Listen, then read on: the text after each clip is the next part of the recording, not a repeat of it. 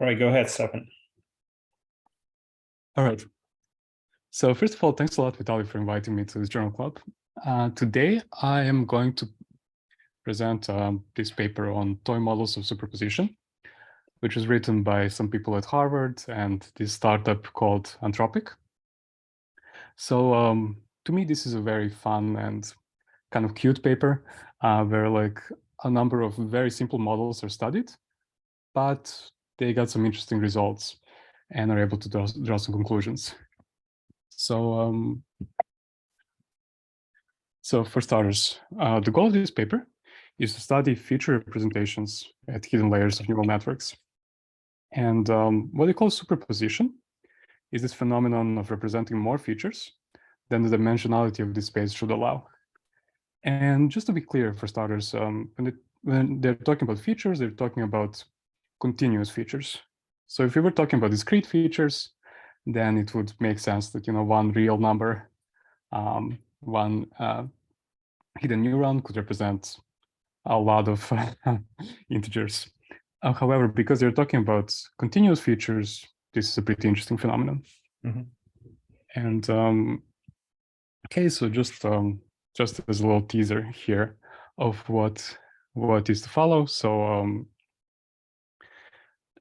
So basically, this phenomenon of being able to represent more features than the dimensionality space should allow, that happens when they turn up something called sparsity. So sparsity for them means that certain features will be absent from the input data with some probability. So when there's no sparsity, as you can see on the left, you expect to see something like this. So different features represented by orthogonal vectors. And then as we turn up sparsity, we are able to sort of noisily package more and more features.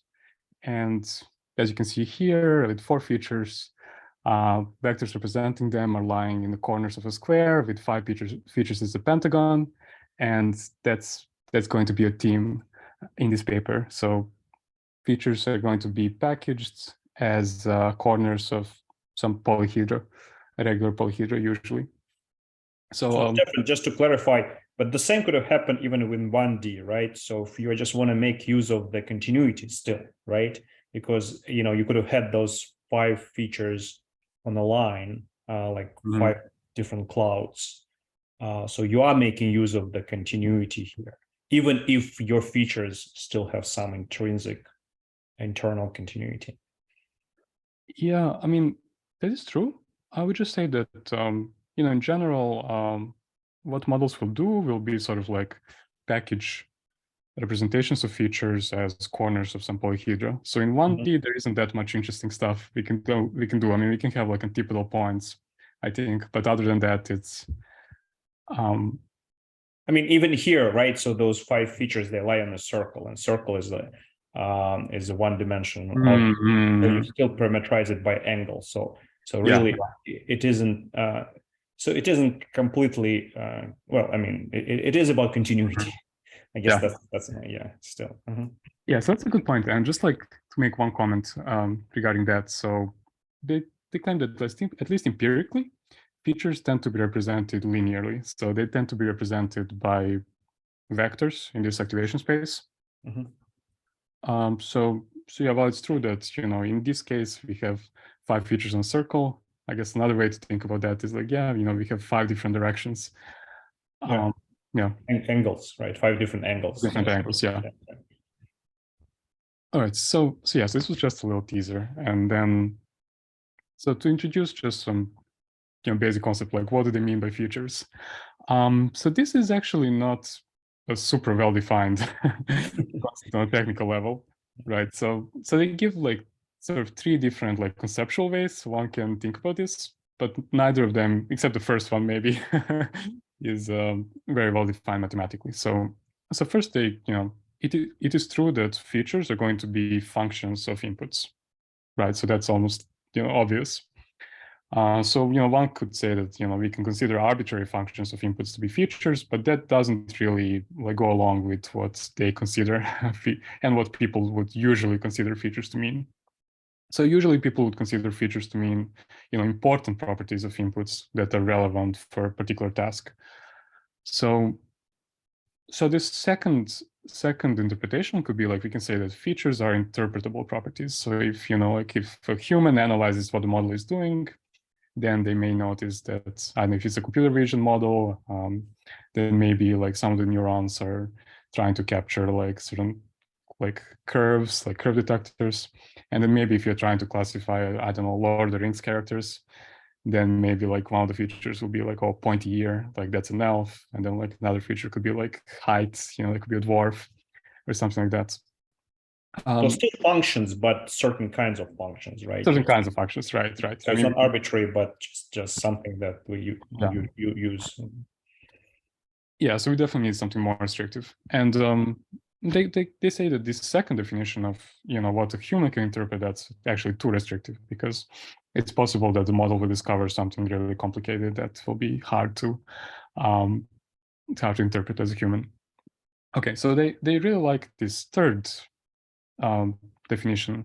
Not really definition, because it's not very sharp, but like third way of thinking about it, which is that if you have a sufficiently large model, so if at a given hidden layer, like some features are represented, if that hidden layer was larger and larger and larger, eventually it would be able to represent everything that we need, in a sense. So it's just like a super simple example. Like if you have an autoencoder and there's a bottleneck, okay, it can capture some things, but not everything it needs. If the bottleneck was the size of the input layer, then it can capture everything pretty much. So yeah, so it's just like some words, right? Some conceptual ideas for how they think about what features are. Okay, and another point that I just briefly mentioned before was that, at least empirically, features are represented as vectors in the activation space.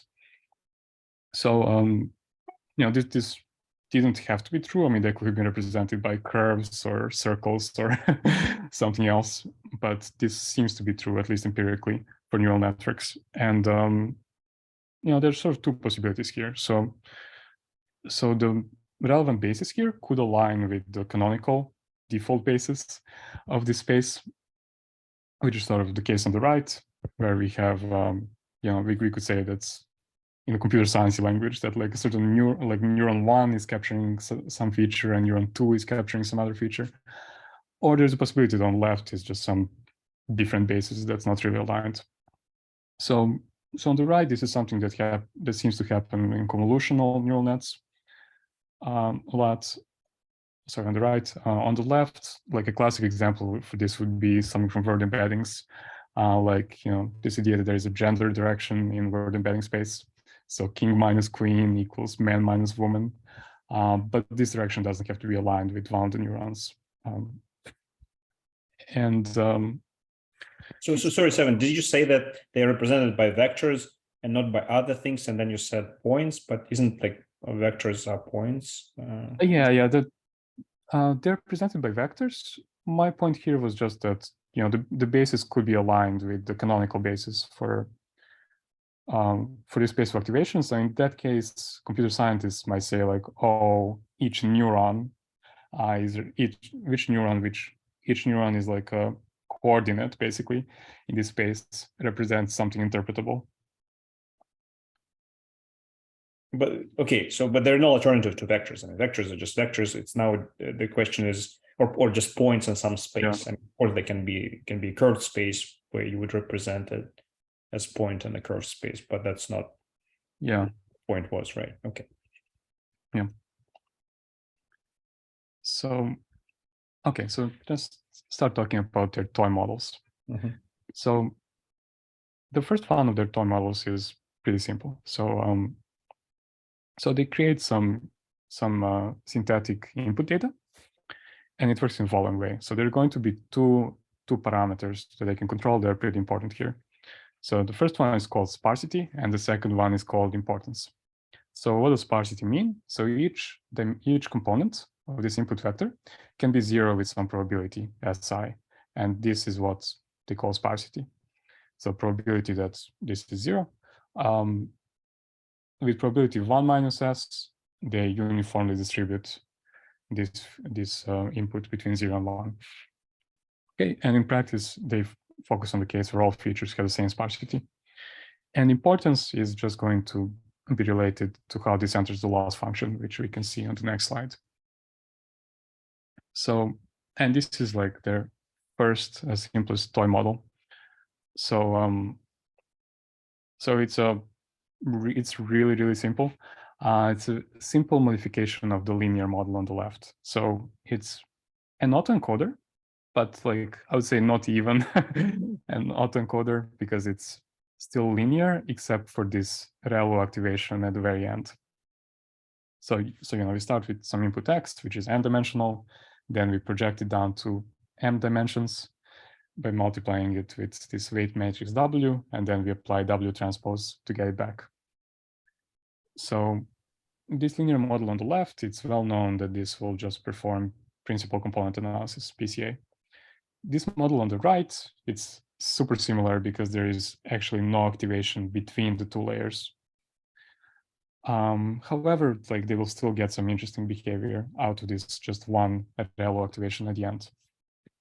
So hold on. So like in language of autoencoder, H is like a bottleneck, right? So you took your input Exactly. X, then you like rotated, projected it, did something H bottleneck, and then you go in the opposite direction. And exactly, okay. Yeah. And you can see the loss function here is slightly modified to account for importance. So this is where importance I of each feature enters. It's just a coefficient in this loss function. Okay, so a coefficient that depends on a sample, you're saying, right? Or so it's the parameter basically. What is subscript I? Is subscript I parameterizes your samples in the training data? So it parameterizes a component of input vector actually. Oh, components. Okay, so the like kind of importance of different components in the input vector. Yeah. Which is weighted by I. And then you sum over all of the x's, like all of the training data that you get. Is that the idea? Okay. Sorry, yeah. and how do you know which I is important, then more important than the other? So how do you choose the capital I's? So they're basically parameters that they can control any way they like. What they like to do is they like to have some formula like maybe I with subscript I is something to the power of I. So something between 0 and 1 to the power of I. So they like to have this drop as a power law, but it's in principle they can do anything they want. Yeah, but you said that they gave some hierarchy to the importance of between the features. So they might have a principle of ordering between features, or I don't know.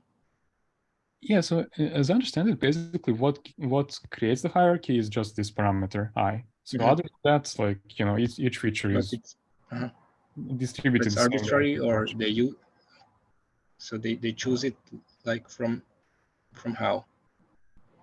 So it's basically arbitrary, but after it's chosen, like the feature, the dimension with the highest I will have the highest importance. And, yes, yeah. Okay. So it's just a way to like order features for them. I guess I'm missing now the point. Small I doesn't parameterize features, but parameterize dimensions. Yes. So components of input. Components. On this slide, small I parameterizes features. So there is a right. So basically, in this toy model, the two are the same. So features are the components of input. And why is that the case? Is that obvious? I guess one thing I would say is that based on this definition, each feature is uncorrelated with each other. Hold on. So if you go to the next slide, those I's are components of the input or output vector of the autoencoder. Exactly. And the features, you're saying the features are just those inputs, but shouldn't the features be defined in the bottleneck? Right. So yeah, maybe we can separate that actually. So those are the inputs, and then features we can say will be. Yeah, I think that just should be different. I's, ij, wherever I's for the inputs and J's for the for sure. So I would just say that the two things would be kind of similar, because in this kind of model, so we have all of the input dimensions are uncorrelated with each other. So what should this linear model do? It's just going to do PCA, as we'll see on the next slide.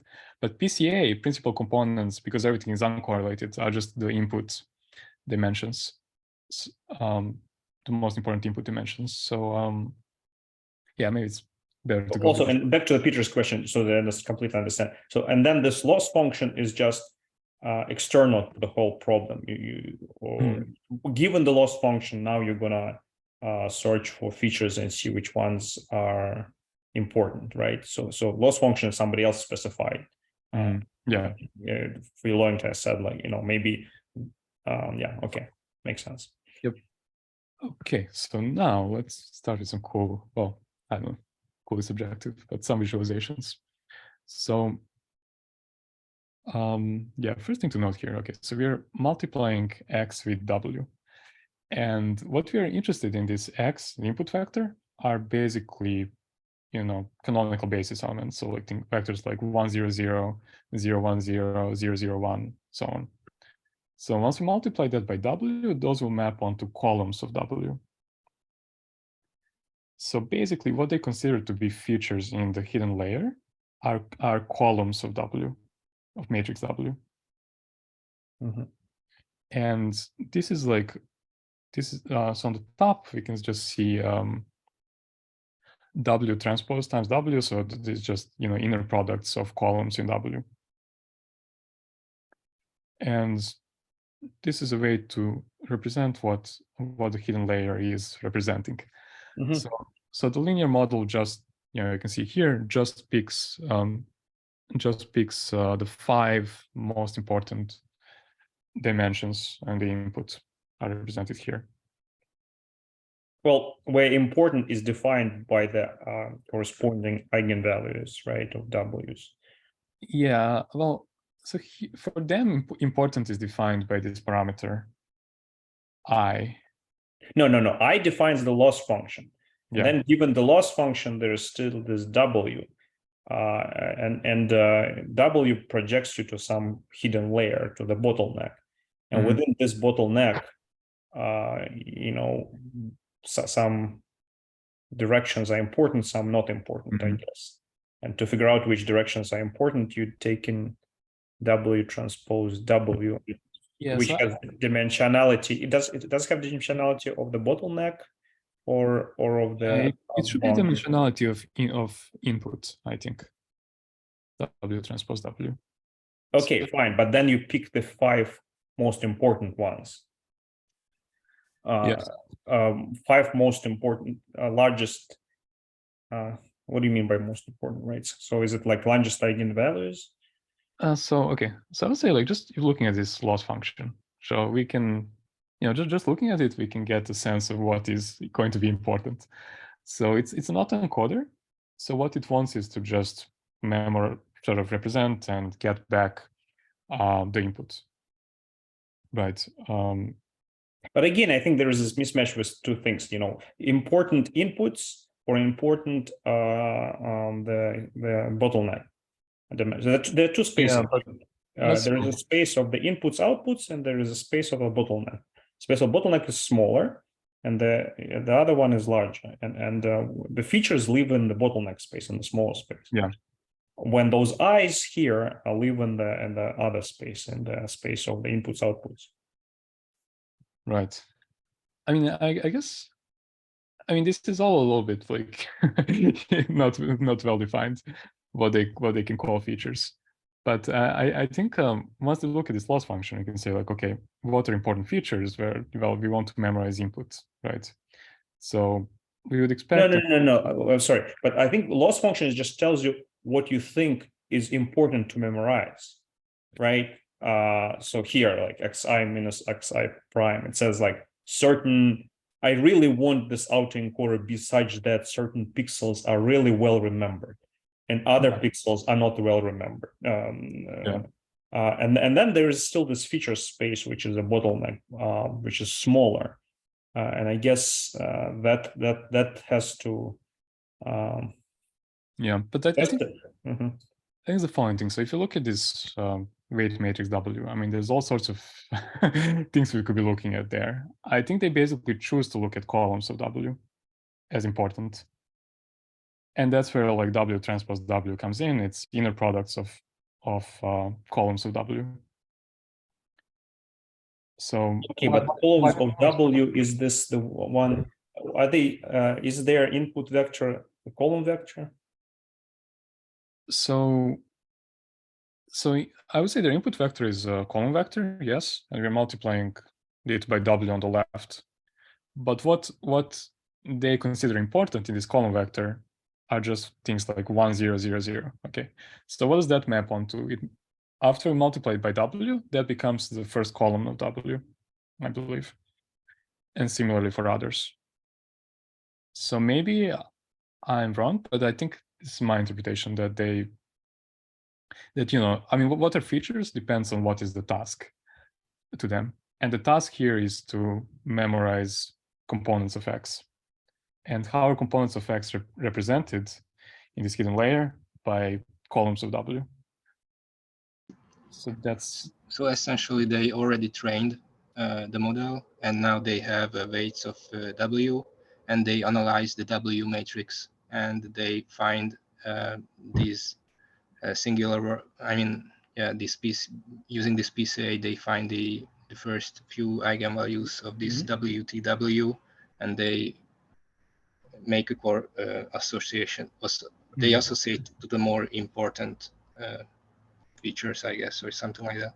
Exactly. I mean, the one correction or change I would make to that statement is I don't think they even diagonalize W or anything like that. They're literally just looking at W transpose times W and plotting that. It doesn't matter, right? So, I mean, if they're talking about eigenvalues, it doesn't matter whether you diagonalize it or not. But I think what Peter says is that, okay, so you train it, you get this W, and then in the W, you have columns of those dominant eigenvalues, and they tell you about which pixels kind of on the input and output layer are important, because column is columns, I think they live in the space. Well, okay, I'm confused, really. So I would just say, like, what is the mapping here? So we are mapping each dimension in the input to a column of W. Like, column of W is how we represent each dimension in the input. Well, so, you don't map to the column. You map it to the bottleneck. So that what W does, again, I mean, it's not a square matrix, right? It takes input from the input and maps it to the bottleneck. Okay, so if it's a column vector, then really the rows actually represent the features, actually, not the columns, because it's each row multiplied by the column vector of the input tells you what the value of the given pixel in the bottleneck gonna be. So it's row represents what linear combinations of the inputs are represent a certain feature. That's why I'm confused about. Yeah, I mean, I think this thing of like what counts as feature is kind of not super well defined. So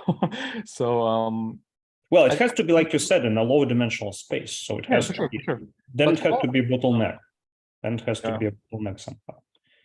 Okay. Well, anyways. Yeah. Yeah. So I mean, I would just say like this one thing. So what they care about in the input are vectors like 1, 0, 0, 0, 1, 0, and so on. So now let's map each one of these vectors to something in the bottleneck. So now each one of these vectors lives as a lower dimensional vector. And let's look at what they are. And I think but then rows and the W actually map to different dimensions of the bottleneck. So, well, okay, well, anyways, but yeah. I mean, row of W is a column of W transpose, so maybe that resolves it. Yeah. Sure. So, okay. So let's see what we can understand from those visualizations in the first line. So basically what we see on the left is what did the model choose to represent in the bottleneck. Basically just the first 5 components of the input. First 5 are as ordered by importance, which is our parameter. Oh, so Stephen, here you go. See, it shows 5 rows, like I said. So the 5 rows are the 5 features. So this is exactly the rows of W that represents the features. So just, you see that on the bottom. Yeah. Okay, good. Okay, so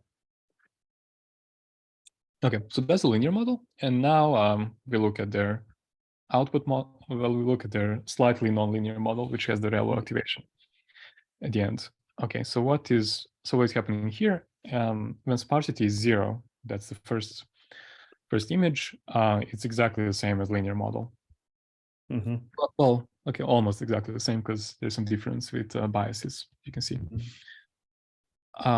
What's the difference with biases? Well, I guess, yeah, it's kind of clear, because the biases just are going to take expected value of that particular component. Okay, so now let's say we turn up the sparsity. Okay, so we're turning up sparsity, so it's 0.7, then 0.9, then 0.97, 0.99, and so on. So as we turn up the sparsity, the model starts to represent more and more of the input dimensions, input components. However, there is limited space, right? We went from I think 10 dimensions or something like that, maybe 20. Went from 10 dimensions to 5. So now we only have five dimensions that we can use to represent input features. So how are we going to do that? So you can see when 1 minus s is 0.3. You can sort of see from here that the first 3 features get their dedicated dimension pretty much. And then the model represents another 4 features in this remaining 2-dimensional subspace. And then we can see, as we turn up the sparsity, eventually no feature will get their dedicated dimension. And we just end up with this pretty messy thing. Okay. So you're basically making use of the nonlinearity to squeeze and compress things and represent those features in a low dimensional space, just like yeah, pretty much. The interesting thing, though, is that there isn't really any nonlinearity between the 2 layers.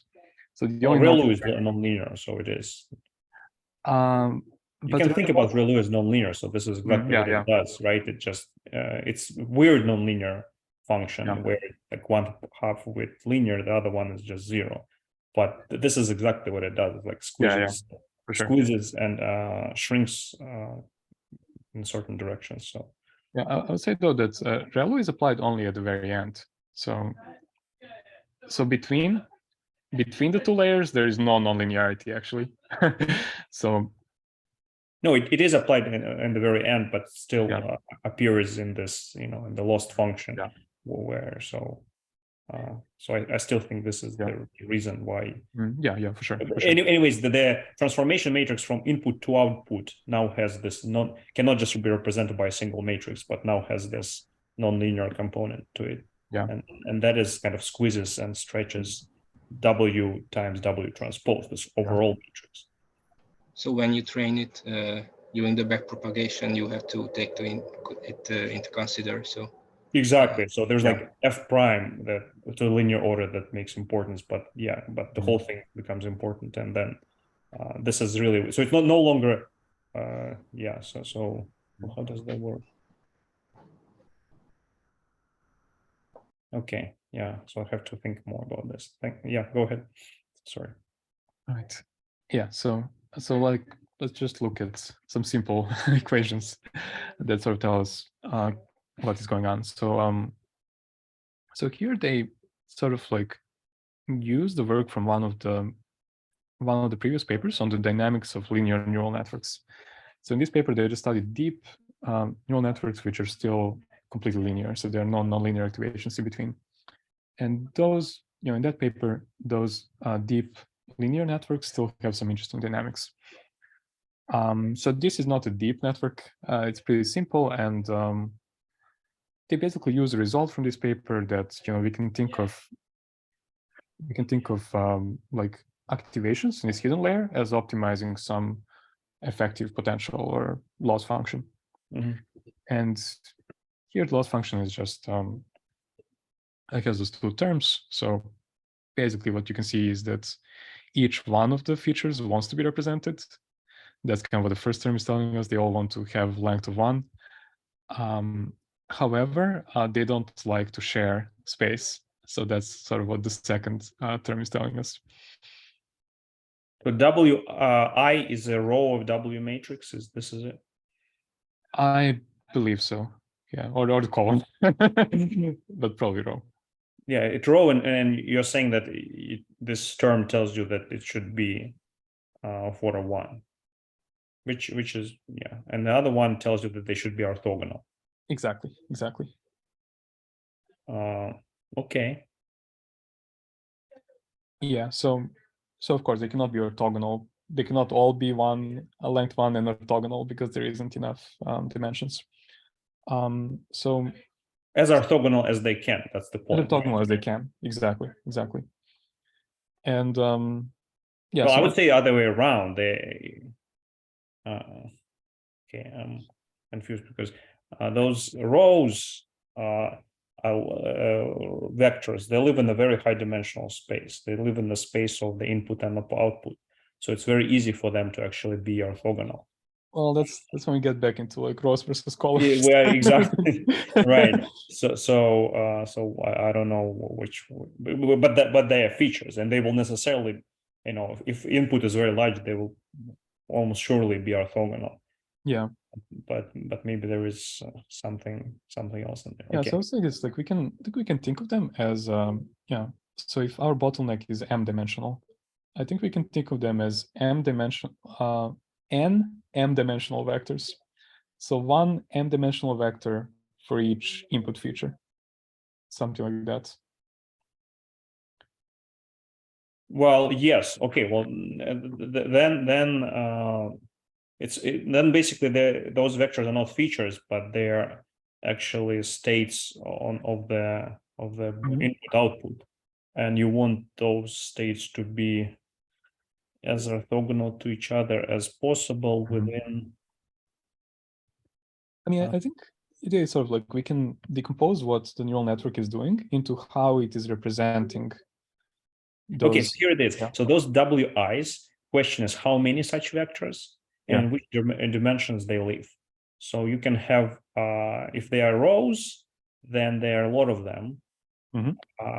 So if they're rows, then there are few of them, but they live in the lower dimensional space. Yeah, and that's why I think they should be columns, because then there's the right number of them and they live in the space of right dimensionality. No, hold on. If they're columns, they're not the right number. There are a lot of them. There are too many of them. Well, there are n of them if n is the dimensionality of the input. Okay, I'll have to think about this more. Yeah. Because, okay. Yeah. Yeah. So, okay, and then yeah, so we can discuss that later. But anyway, so this linear model, because of the second term, will choose to just represent the most important features as completely orthogonal vectors. That's not completely obvious to me looking at this equation. Maybe it should be, but that's what happens empirically, at least. Okay, and now like let's see what happens when they add this ReLU nonlinearity. So the first line here is basically the definition of the loss function. So this is loss averaged over all inputs, or input probability distribution. So now, okay, so how do they analyze this? So if you remember how the inputs are sampled, so there's this sparsity parameter S. So each input is going to be 0 with probability S, and then non-zero with probability 1 minus S. And then after, I'm not really going to go through algebra here. and I trust that they did it correctly, but they basically expand in terms of 1 minus s, and then they're interested in the regime where 1 minus s is very small, meaning it's very high sparsity. So in this regime, this last term is leading, but I don't actually have it written here, but it's not very interesting. It's just yeah, some regularization on the bias. And then L1 is the interesting term, which they have written down here. So it's already looking kind of similar to something on the last slide. And now they say, okay, to make it even nicer, like let's say we don't uniformly sample between 0 and 1, we just make this input 1. So we make it 0 with probability s and 1 with probability 1 minus s, something like that. And basically now, if you look at this last line, it looks very similar to the equation here. The only difference is that here there is no ReLU and here there is ReLU. And what does ReLU do? I mean, it kills everything that's negative, right? So now if we have a negative inner product on the right, that actually is dead, like that doesn't contribute to the loss. So so this is how they sort of like try to give us some sense of why this is possible, why this superposition is possible with ReLU function, but it wasn't possible before. It's because the ReLU function can kill negative inner products here. And yeah, this is not super important for us to follow. It's just yeah, some intuition for why this works when things are nonlinear. Okay, so now their next interesting result is the following. So they're basically, if you look at each input dimension, is it gonna be how it's represented in the hidden layer? So each feature, there are basically 3 possibilities. So possibility number 1 is it's not the model doesn't choose to represent it at all. Option number 2 is that it's learned, but it's not given a dedicated dimension, so it's going to share its dimension with other features. And option number 3 is that it's learned and it's given a dedicated dimension, meaning that it's going to be orthogonal to representations of all the other features. And then, so their interesting result is that the transitions between those 3 possibilities are sharp. So they have like an even simpler toy model for these kind of transitions where there is only 2-dimensional input and 1-dimensional bottleneck. And here in this visualization, they sort of show the 3 regimes as a function of feature importance on the x-axis and sparsity on the y-axis. So so you can sort of see here that you know, something like what maybe we would expect, that when sparsity is low, sorry, actually, if the sparsity is high, then we get features sharing dimensions. If the sparsity is low, then they're not going to share dimensions. Only one of the features is going to be represented. Mm-hmm. And yeah, that's sort of like what this color coding does. It's a bit funny, like you can see the code here, but so color is basically a combination of length of this feature representation and of the inner product between the 2 features. And what is the parameter that they changed for system to go? Is it sparsity that they change, or? So it's sparsity and relative feature importance, meaning the ratio, I believe, of 2 feature importances.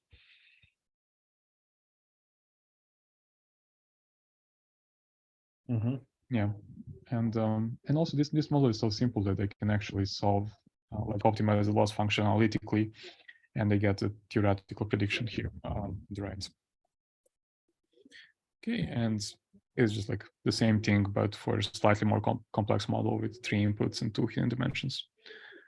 I don't think there's anything super interesting or different here. Okay, And now like a couple of more interesting things. So now we get to what does the geometry of those feature representations look like. So in the following experiments, they're going to set all importance scores to be the same. So all of them are going to be equal. And what they show is that this results in feature vectors organizing into uniform polytopes.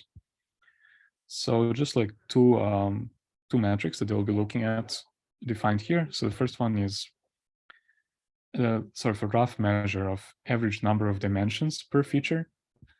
So the idea here is sort of that, I think we're taking either columns or rows. W. No, if you put those things, it has to be columns because there are a columns, lot of, but that's not. I don't think that those are the features. They're the columns of W matrix. There's a lot of them, and they need not be orthogonal because they live in a smaller dimensional space. Exactly. Yeah, so I think that's exactly the idea. There's the same number of them as the inputs, but they cannot all be orthogonal. So either some of them are just going to be like set to 0, and we're going to have some number of orthogonal vectors, or we're going to make them slightly not orthogonal. So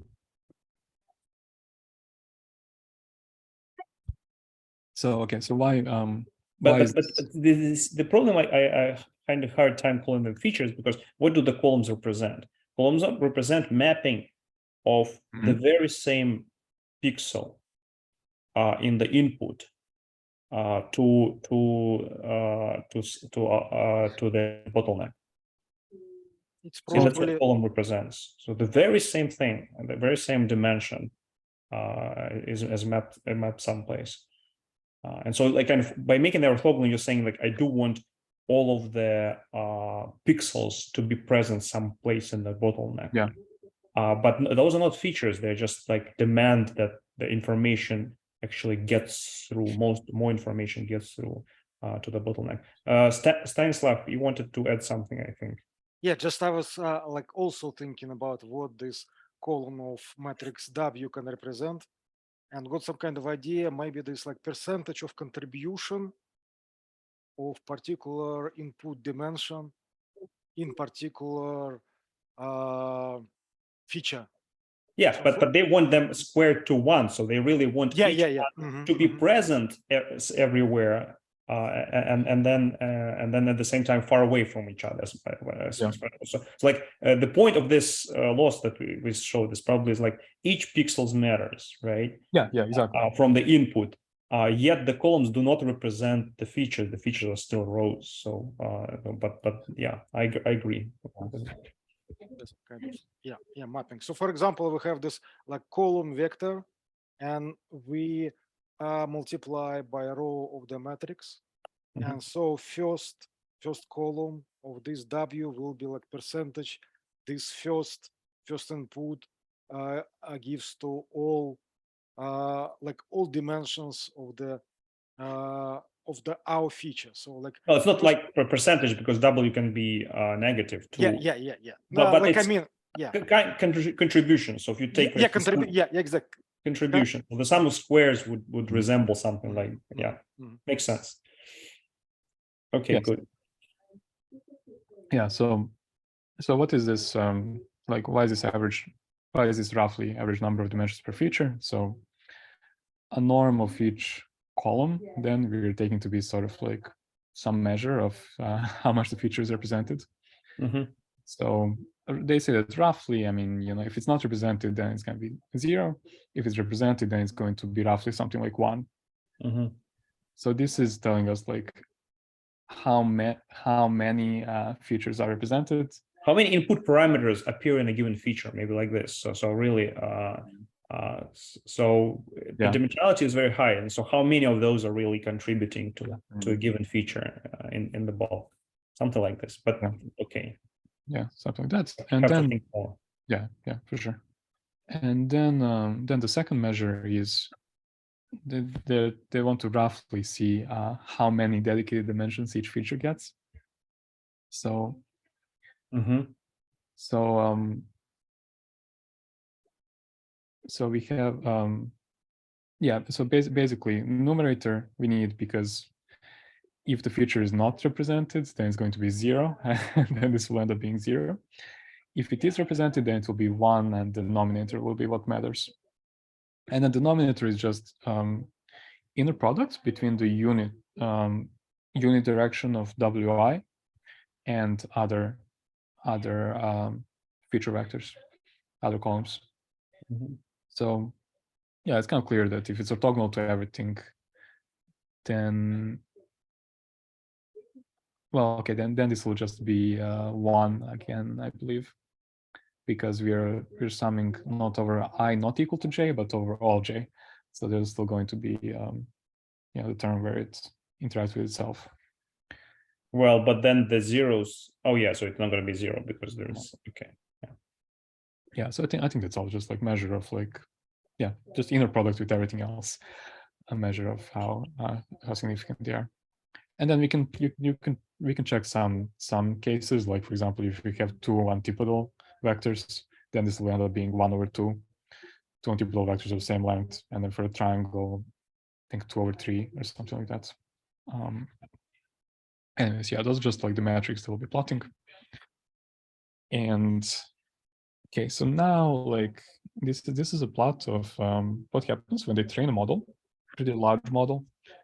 All I coefficients are equal, and they just adjust sparsity. So the sparsity just grows on the x-axis, and on the y-axis is this average number of dimensions per feature. And the point here is that there is sort of a plateau. So there is sort of like something like a metastable regime where, well, I guess metastable is not the right term to use here, but things like to be organized into antipodal pairs, basically. That's kind of what this plateau at 1 or 2 is telling us. As an answer, okay, so this is going to be more interesting. So here they plot a couple of things. So there is still the x-axis is still related to sparsity. So sparsity increases as we go to the right on the x-axis, and then on the y-axis is this average number of this dashed line. Well, not even dashed, but this line you can see is still the average dimension. Average dimensionality, but they also do a scatter plot of feature dimensions for each feature. So this scatter plot is more interesting because you can see it's pretty flat and moves in continuous jumps. Sort of. I'm missing something about the phase transition. So I understand as you're trying to put more and more features into the bottleneck, eventually you'd have to share the dimensionalities. It all makes sense, but why phase transition? Why is it, or what order of phase transition? Is there really a discontinuity in some parameter that they've shown? I don't think they've shown discontinuity. Or just gradually, like you understand that gradually the dimensionality will be shared. So maybe I don't understand very well enough what they're plotting on the vertical axis. Okay, so on the vertical axis, yeah, so this line is the same thing from the previous slide. So it's the average number of dimensions per feature. Okay, so that looks kind of continuous with the plateau. But I think the more interesting thing here are these points. So you can see sort of like point clouds all over the place. So what they're showing here is the scatter plot of the feature dimensionality for each feature. Feature dimensionality being defined as the second equation here. So it's how many dimensions does that feature get? So yeah, so those point clouds I think are more interesting because they seem to like be flat and then just like jump sharply. And then actually like on the top you can see sort of like another visualization of what's going on. So they represent each feature with a node on this graph, and then they draw connections between features that have non-zero inner products. So sort of the point here is that those representations of features like to be organized into polyhedra of certain types. So you can see here that as as sparsity increases, so with low sparsity we just have like points, but then sparsity increases, things start sharing dimensions more. So we get tetrahedrons, triangles, digons, pentagons, the square antiprism. So is the point that the thing's just trying to be on the surface? I mean, here the dimensionality of the bottleneck is 2, is that right? Oh, so actually this is 30, I believe. So it's. And what are they plotting then? You mean that in the top line, or? Yeah, all those are 2-dimensional plots. Okay. So like in the very top line here, so they're just plotting a graph where each feature is a node, and then connections exist between features with non-zero inner products. So what they're trying to say here is that, like, yeah, those things look 2- and 3-dimensional, right? Tetrahedron, triangle, and so on.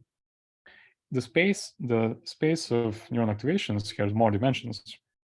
However, we have those subspaces where, for example, in the tetrahedron case, we have 3-dimensional subspaces where 4 features share them, and then they just keep kind of repeating. Makes sense. I'm just trying to understand what's happening geometrically, and what is the so there's a space of inputs, and I don't know, maybe it's drawn from some distribution. I don't know, maybe flat distribution or whatever, given by some partition function. And then there is a space in the bottleneck, and this space in the bottleneck is given by some other distribution. And trying to understand how that other distribution behaves, and so that's it's not, because it's not just it's a map from one distribution to another distribution. So any conclusions you're gonna reach is not generic, may not be generic, but for a particular input distribution and for particular architecture. And so I guess maybe I'm missing some mathematics that would tell you what kind of map that is. So I mean, I think boundary to bulk. I think this is all. So this is all pretty empirical, and I think what they're showing here is not really distributions. It's just like what when they train a neural network once, what do they actually see? But when they train with the boundary, with the input output distribution of pixels, probability distribution. There's some training data set. I'm trying to say. This training data set, there are many you can generate them from many probability distributions. What is their training data set? But let's say we just pick like let's say we just pick like one set of values from the initial distribution, and then we train, and then they see something like this. Oh, are you saying there's just going to be one training data? One sample of training data. One sample only. Well, okay, I believe they repeated this. No, there cannot be one sample, because one sample then there is no really training. I think. I mean, you will just get a perfect result. I see. Okay. You're right. That doesn't really. I just was thinking maybe this is like feature space, is some kind of quotient space or factor space of this, Well, it is, but the question is what? What like we have this mapping of input space into like quotient space of like subspaces. In one case, this is like 3-dimensional subspace, so we have a stack of like 3-dimensional subspaces. In another case of like another sparsity, we have stack of 5-dimensional subspaces, something like this. Maybe this is what they want to show. But the answer would still depend on what kind of input, boundary input data you give, right? Training data, and sparsity. So like sparsity going to be built in your training data, as I understand. Probably. I mean, so there'll be a parameter that describes probability distribution of the training data. You tune this parameter, you get some other probability distribution in the bottleneck. And well, I mean, if they don't do analytics, maybe they've just mentioned it in passing. And okay, but that's an interesting project to understand how one probability distribution get mapped into the other probability distribution in a small dimensional space, which will depend on the loss function, right? So it's not just predetermined by the architecture; it's also dependent on this loss function, all those capital I's that you had there. And also, for example, we can like they experiment with like default ReLU with like 0.5 slope. But what happens if we use some kind of custom ReLU with different slopes? Yeah, but the different slopes just renormalize your weights. So I think this is in case of sparsity, maybe not exactly, because like I can like if you change this slope, I can just multiply by 1 over whatever your change made to the weights, and it will be identical output. There is a symmetry transformation between that slope that you mentioned and weights and biases, and so there. I mean, maybe from the point of view of the efficiency of learning, how fast to learn, those things will matter. But there will be a one-to-one map between solution for different slopes of the ReLU. But like I have some kind of intuition that in case of like different sparsity, it may be not exactly. As I said, maybe the efficiency of learning, like one slope will get you there faster, other will get slower. But yet, if you know the solution for one slope, I will just give you the solution for the other slope, and they will produce identical outputs. Okay, good. Yeah. So a couple of things. So first, they talk a bit about how, like, I mean, if you go all the way back and we look at this loss function at the very bottom, and they're like, okay, well, this is, or maybe even go back to this one, I don't know, and I say like, okay, this is like really, really, really vaguely resembles some sort of Thompson problem. So like in this case, we want, we roughly want W vectors to have the same norm. So they live on a sphere, sort of, and then they want to be maximally far apart. That's what the second term is telling us. Now it's of course very different from the potential function. It's very different from Thompson problem, usual Thompson problem of electric charges and Coulomb potential. However, in some very general sense, it's sort of like Thompson problem. And then they say that for Thompson problem, if you look at higher dimensional solutions, I believe those are built as sort of some geometrical products of lower dimensional solutions. And that's what they say is maybe happening here. So you can see here that you see 2 and 3 dimensional shapes. However, the space of neuron activations is higher dimensional. So the overall shape is some sort of product, is almost like direct product of those shapes you see here. And another thing I want to say is like, this is not trying to visualize the distribution or anything like that. It's just like for one instance of training, we look and this is what we see after the network is trained. So I mean, after it's trained, but there is a distribution of training data. Oh yeah, for sure.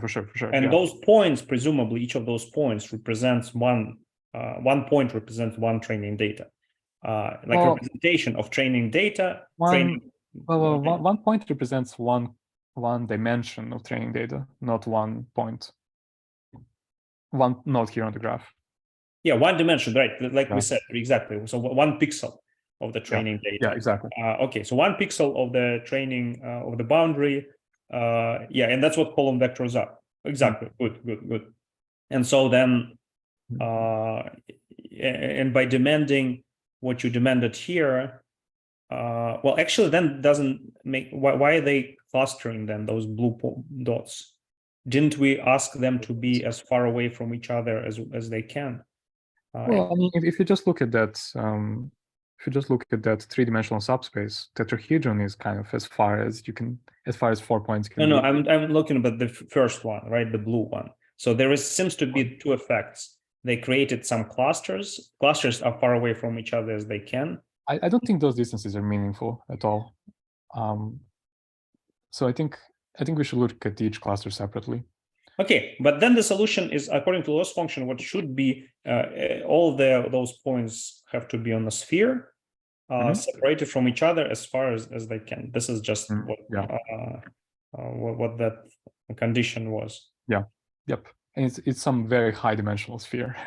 No, Right. no, it's a dimensionality of the bottleneck. Yeah, exactly. Dimensionality of the bottleneck. Dimensionality of the bottleneck, yeah. But yeah, in this case, it's 30 or something like that. Yeah. Okay, good. Cool. And okay, just a few more things. So all of what happened before was for uncorrelated features. Mhm. So now they do the simple experiment when they look at 3 pairs of correlated features. And first thing to note is that if we have 2 correlated features and we do PCA, then the first component will be something like a plus b over square root of 2. Second component will be a minus b over square root of 2. Mhm. And second component will have eigenvalue of 0 if they're perfectly correlated. So if we have 2 features, we pick like one principal component. It's going to be just their sum, basically. And that's sort of what I think we see here. You know, when we have 3 pairs of correlated features, each one of these pairs for low sparsity is combined. And then as we increase sparsity, they separate each other. Mhm. In this case, they're not perfectly correlated, and that's why they separate. Yeah, so it's just this behavior of low sparsity, we combine features, higher sparsity, we separate them. Okay, and just like one more sort of Interesting thing, because like I understand that in the high dimensional space, most of the volume is on the boundary, and that's why like nothing goes into the bulk. But I think here nothing goes inside of the sphere, also because of the construction. Because in the loss function you put the sum of the squares. You know, each vector has length 1. So maybe for the lower dimensional space you shouldn't do that. You should just have an upper bound to what the length of the vector is, without making it exactly 1. In high dimensional space, it's equivalent because also all of the volume is at the boundary sitting, but it's not the case for the lower dimension. It's like if bottleneck has like 2-3 neurons, then this may not be the right term in the loss function. And I think that also has to do with symmetry between different input dimensions. So for the kind of experiments that they did here, each of the I coefficients is the same. So there's like a symmetry between all these vectors, and I think that's kind of why they all end up being, maybe that's why they all end up being of the same length. Something like that. Yeah, so if there's some symmetry in the boundary, then it might mean that there is effectively you must reduce dimensionality already by that symmetry. And then if they do that, then you'll probably see those points clustered together. That kind of okay, so maybe that's what happened. Okay. That's why. And I mean, and another thing is that just from the loss function, we are sort of we have xi minus xi prime squared. And that kind of translates into this one here. So that also already sort of introduces some sort of symmetry. Well, like but then it's really depends on your training data set, because some training data sets will have certain symmetries, others will not have symmetry. So all this result must be for a particular training data set. Yeah, for sure. And they even say that once they make certain features more important, then those shapes are deformed. Yeah, so I think that happens because of symmetry. And okay, so next let's just talk about, so everything that we talked about so far was just about what happens once the neural network is completely trained. But now let's talk a bit about what actually happens during training. And they claim to observe 2 things in their toy models. So one thing is discrete jumps, and the second thing is learning as geometric transformations. So this I don't think is too interesting, but let's say we're looking at these experiments. So what they are showing here is they're showing those W vectors, but then like actually making a trajectory of how each one of them is changing during the training process. Yeah. So that's what they're visualizing here. And I think it's pretty cute. So I think here again they have 3 sets of 2 correlated or I think 2 sets of 3 correlated features actually. So initially, okay, all the weights are 0. then the first thing it learns is to separate the sets of actually combine each set of correlated features, but separate them from each other. So we sort of end up with this antipodal points or diagonal shape if we, if those 3 points on both sides are combined. And next, like each set expands into a triangle, and then finally triangles rotate into an antiprism. And the cool thing is that sort of an emergence of each one of these regular shapes seems to correspond to the beginning of a plateau in the loss function. So each one of them seems sort of metastable in a sense. And also you can see here that training takes a very long time. So at the end, they can maybe, I don't know, like almost 100,000, tens of thousands of training steps. And you What can is see that green and blue? So I believe there are 2 sets of 3 correlated features each, and so we already decided that each point is a column vector of the W matrix. yes, and each point represents the significance of a given pixel. yes, Of the input, but then so there are like green and blue pixels then. So what they are, that's kind of maybe input output, no? So they correspond to green, No. like green and blue inputs, we can say that. What is it? Say it again. So each one corresponds to a dimension of the input, right? And no, the number of them corresponds to the dimension of the input. So I think this plot is in the space of the bottleneck. yes. Each column represents how a given pixel on the input layer mapped to the bottleneck. Exactly. And so, but they're still green and blue pixels. Yeah. So what distinguishes them is that the dimensions of the input, corresponding dimensions of the input, are correlated with each other in the green case and in the blue case. So we have 6 dimensions of input. The first 3 are correlated with each other, and the second set of 3 are correlated with each other, and those are green and blue. And then they map onto columns of W, which are vectors in the space of activations. But why is the cylinder not a? So this is what I'm missing. There is a cylinder other than a circle, so there must be something in the loss function that makes that. Yeah, I mean, I think this is a 3D. Not a sphere. I mean, I would think it has to be a sphere rather than the cylinder. Okay. Yeah, that's a good point. And yeah, I mean, this is basically all I wanted to present from this paper. And we already had many questions, right? Yeah. Okay. Any follow-up questions? Thank you, Stefan.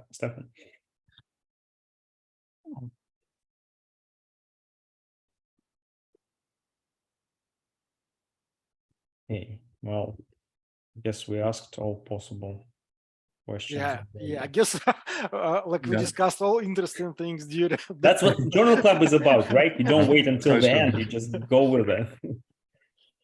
All right, perfect. Okay, there are no further questions. Thank you, Stefan. It was really nice, and usually long actually, but it was very informative. Something to look